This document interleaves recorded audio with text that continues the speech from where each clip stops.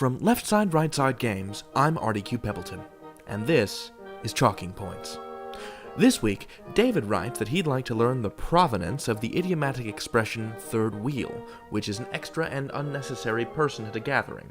Say you're on a date with your honey, and your honey's best friend is also there for some reason. You want to split a bottle of wine, but now you need 3 glasses, and it's awkward because it's a romantic occasion for 2 people, but now there's a third person there, and he or she is making it weird.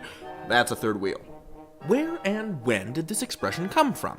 Well, I did some research, because on its face, this isn't the most ridiculous visual. Plenty of useful things have 3 wheels, like tricycles and some wheelbarrows. It's not impossible to imagine 3 wheels being useful instead of unnecessary.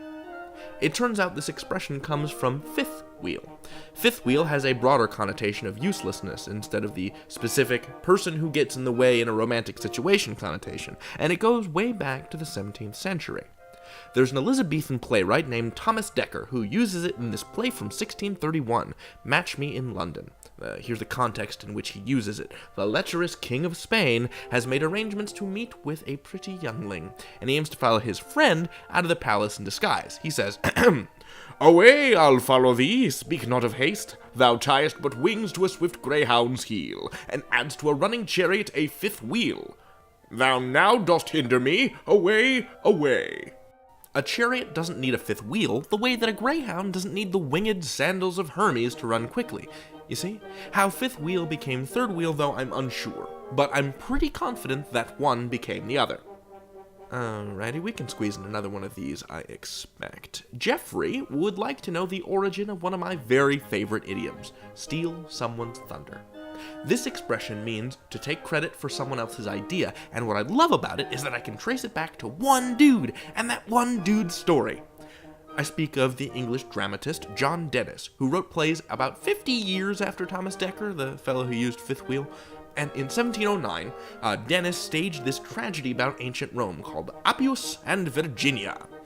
It opened on London's West End and closed shortly thereafter. But one of the neat innovations of that production was Mr. Dennis's thunder machine.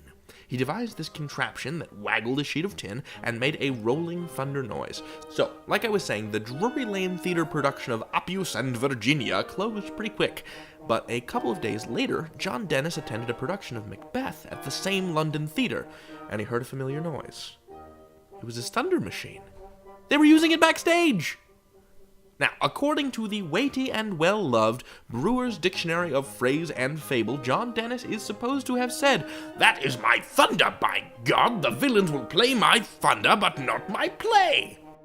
And that is where Steal My Thunder comes from. Sound design, the theater, and rank villainy. There you have it, ladies and germs. If you liked what you heard today, investigate our game, Village Idiom 1. You can find more information on our website. Rapid fire now. YouTube, Twitter, Facebook. I'm on all of them. All of them. Until next time, laugh, learn, light up your language. I'm RDQ Pebbleton, and I'll see you around.